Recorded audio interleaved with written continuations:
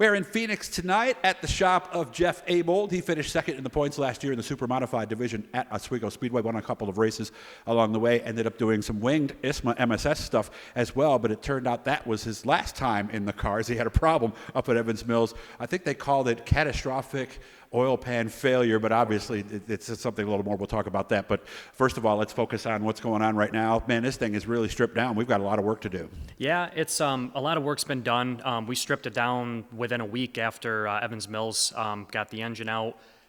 Just stripped the whole car down, everything, and then we turn right around and start working on spares, clean up everything, and painted the frame. But we pretty much do that every season. So this is about where we usually are in the season. Everything, it's pretty much ready for assembly now.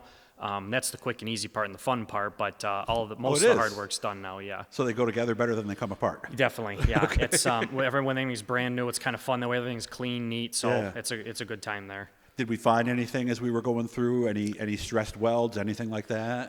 Nothing crazy on the frame or anything. There's always parts and pieces where we kind of talked about before. You pull a control arm and you find a Heim that's got some more play than you thought it did, things like that. So you kind of go through and just freshen everything up, do that, but nothing too catastrophic or anything. Heim joints usually last a season? Yeah, about a season or so. Hopefully you can get a little bit more out of them, but it's good to just get ahead of it and replace them if you can, and then set the other ones to the side for spares is the best way to handle it. And unlike the dirt guys who have to wash their cars all the time, you don't have to WD-40 everything as much and be aware of that, do you? Yeah, exactly. And that's, for us, usually most of the time coming from Oswego, it's not too bad with that. Some of the tracks you get back Gizmo, you really got to hose it down when you get back, but not too bad. Okay. So what's the next thing we're going to do? And by the way, make sure to come back tomorrow morning, or if you're going to stay up after midnight, stay up after midnight. We're going to show you something about the rear suspension that I don't even know anything about, but we're going to air that one absolutely next. So what's the next thing we're going to do as we put this thing back together?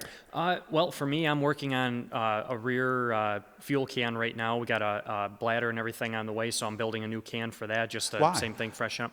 Well, I had a little issue during Classic with some fire and everything there, so that kind of took up. That's right. I forgot about that. Yeah, it was. We were ready for one anyway. It was kind of getting to the point. I always take the cans apart. They start getting cracked and everything. So I was ready for a new one regardless, but that really finished it off there. So we'll do that, and then pretty much from there is just assembly. Start putting the front suspension in, put the rear suspension in.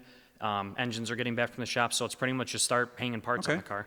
Okay, and we're going to do another one later, by the way, where we're going to talk about dry sump systems, how they work, why they do what they do, and how having a little extra oil in the pan might not be a good thing. What is the plan this year for you? How much winged, how much non-winged? Yeah, right now we're going to start off, we're definitely doing the openers is the plan. So the first race will be ISMA show at Oswego. The next week's going to be a regular Oswego show there. And then from there, we're kind of keeping it open. I haven't done any sign up for any commitments or anything for it. Just going to kind of, if the car's working well and we're happy with everything, kind of continue on. If, things aren't going well or race isn't, then we'll just figure out what's going to be the most fun for us and what's going to be the best for schedule-wise and everything and go from there. So you may not run for points? Not sure. Maybe. But like I said, it kind of just depends on where it's at there. But we just haven't had much of a plan to see. It's just going to be whatever's best for us and our families and stuff, and then go from there. So what are the two possibilities? Are we racing less? Are we going to do more winged stuff? Could we still possibly run every Oswego show?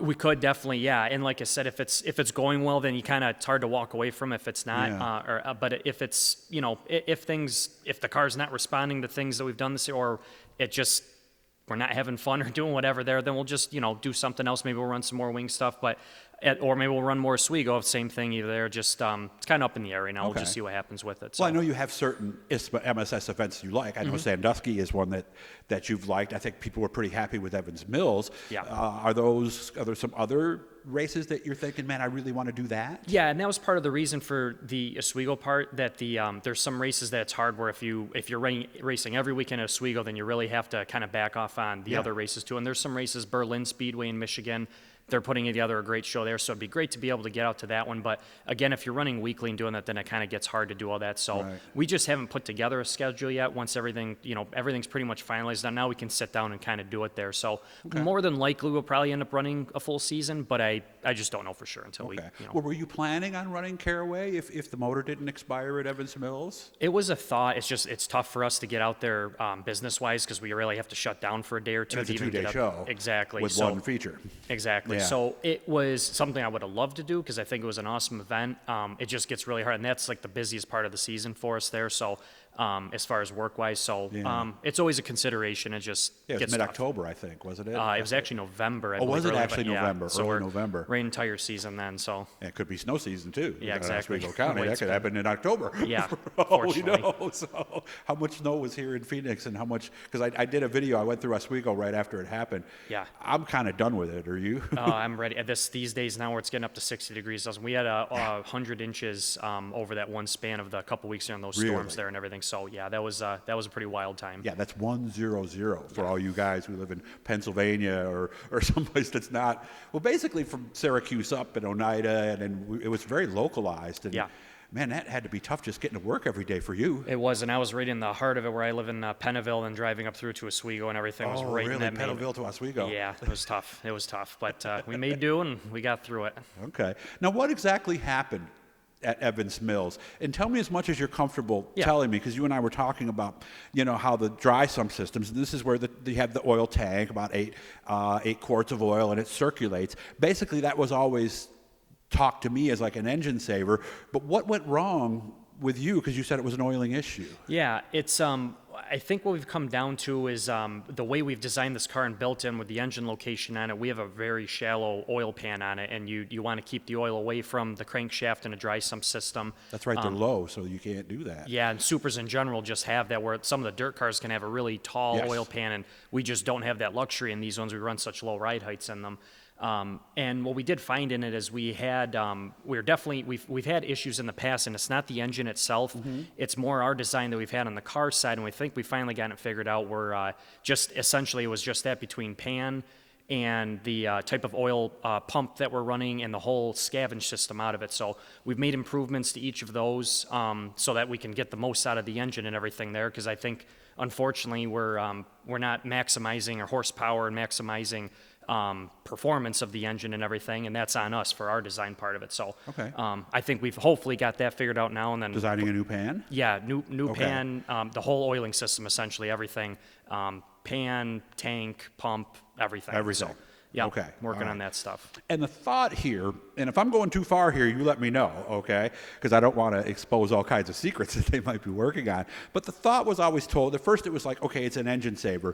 But then people said having the crank in a deep pan with oil that it's actually in Right. kind of robs you of power. Yeah. So that is another big thing that the dry sump system gives you. Yeah, it's the biggest thing with it. A lot of like crate motors and everything usually run a wet sump system just because of simplicity and everything for it, less Which is parts. a deep pan, basically. yeah. Exactly. So the crank is running through the oil, and that's how it's oiling the engine, is that crank splashing through that oil. But that crankshaft splashing through the oil is also decreasing the horsepower, because that's a lot of viscosity, everything that crank has Creating to run resistance, too, right? Exactly. So with a dry sump system, you don't have that resistance against it, and you can maximize the horsepower of the engine, basically. Very good. Like I said, we'll do another one on that during the season. We'll pick a day, or maybe even beforehand. You let me know when you're getting that all together, and we'll go from there. But we're going to have a second one that's going to be up. Again, this is going to be next in the order here, but I'm saving it for the morning. And if, like I said, some of you guys stay up late. I know you don't. You have to be to work in the morning. Yes. So you will not be up at 12:30 tonight watching that? Probably watching not. this but next one? I will be first thing in the morning, though. Okay. We only got less than a minute. So what are we going to learn in this next clip? We're going to talk a little bit about the rear suspension, which is a similar suspension to what a lot of the Supermodifieds run up there, a lot of the Hawk chassis and some of the other ones. It's fairly unique to Supermodifieds, which is kind of cool. Yes, it is. But in the Supermodified world, it's a pretty common suspension, so we'll talk about how it works and Okay. everything and what goes into it. I hope you guys learned something from that. So if you're watching this one on Thursday night, either come back later or watch sometime tomorrow. So Jeff is real good at explaining this stuff, and I really appreciate you making time for us today. So again, make sure to subscribe, turn on the notifications, come right back because we're going to have this one up next. Jeff, thanks again, and we'll you. see him again here in just a couple minutes.